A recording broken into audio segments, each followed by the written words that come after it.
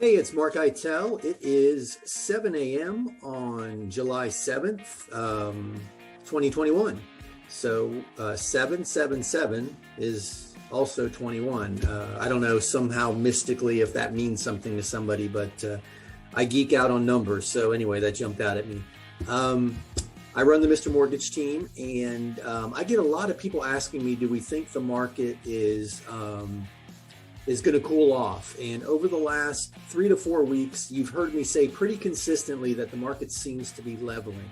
There's fewer cash offers, less super competitive bid situations, and more people are getting their offers accepted with mortgages attached. And this morning at 7 a.m., an article, I want to share this with you, was just published.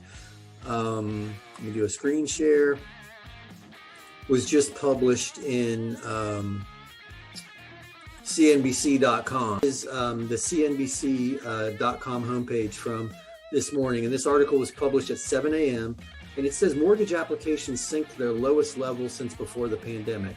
And if you read in here, you know, a chunk of that is refinance mortgages. And they just are slowing down only because, you know, interest rates are not in the twos, although still ridiculously low in the threes. A lot of people who were going to refinance already have. So makes sense that that's going to slow down. But if you read in here, purchase mortgages are 1% down this week, 14% down from a year ago. And 14% down from a year ago. So that seems to indicate that buyers have, mortgaged buyers have been just getting frustrated and edged out in the market. And I've noticed it too, more and more people are kind of sitting it out and waiting for a bit of a shift before they jump back in and start offering on properties again. And we may be seeing this, and I'm going to show you why. So we're seeing that mortgage activity decrease a bit. But here are the rest of the articles from this morning. Epic housing shortage may finally be starting to lift as a surprising number of new listings hit the market in June.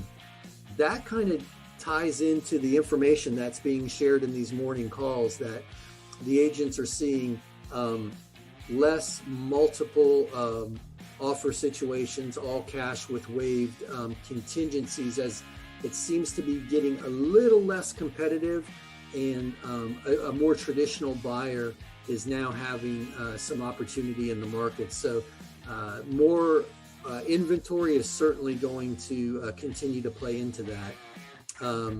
Lumber prices dive more than 40% in June, which is also interesting. I don't know that that's completely tied to an easing in new builds, at least not in our area. I'm seeing new construction still kind of at a scorching pace here in Southeast Florida. But that might have something to do with supply chains opening back up. But I think a lot of it may have to do with, earlier in the year, as we entered the spring months, the people who were still in lockdown might have just been consuming lumber and home improvement products at an increased pace only because they were doing projects at their house. So I haven't really, I didn't dive into that to really digest those numbers, but I do find that interesting too, because those typically go hand in hand. The real estate market and new construction and construction products obviously, trend together. So kind of interesting to see. And I know each market is individual. Cities operate differently than suburbs or react differently to trends. But from what I've been hearing over the last several weeks, and then this information this morning, it's just interesting to me, and it kind of indicates that now might be tired of being outbid. Now may be a great time to consider jumping back in and starting the quest to find a house again. And here's another reason why.